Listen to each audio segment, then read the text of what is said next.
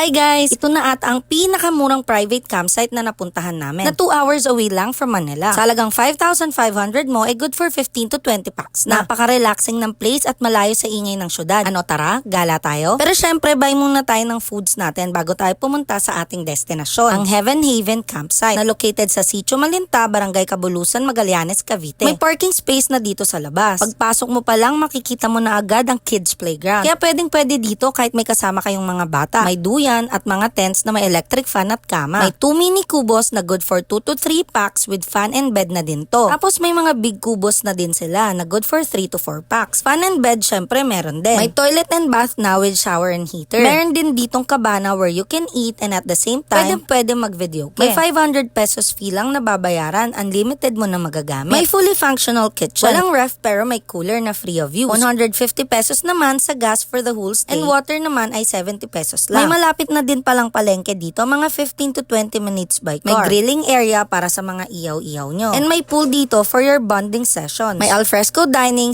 / activity area. Hindi kayo maboboard dito sa dami ng board games nila. They also have bonfire for only 300 pesos. And syempre, meron din sila ditong dipping pool na 3 feet lang kaya very child friendly. Kung relaxation lang and simple bonding with a tight budget, I suggest dito na kayo magpunta. Sulit na sulit ang pera nyo dito. Kaya ano pang inaantay nyo? Mag-book na kayo sa Heaven Haven Campsite. Lang, bye-bye!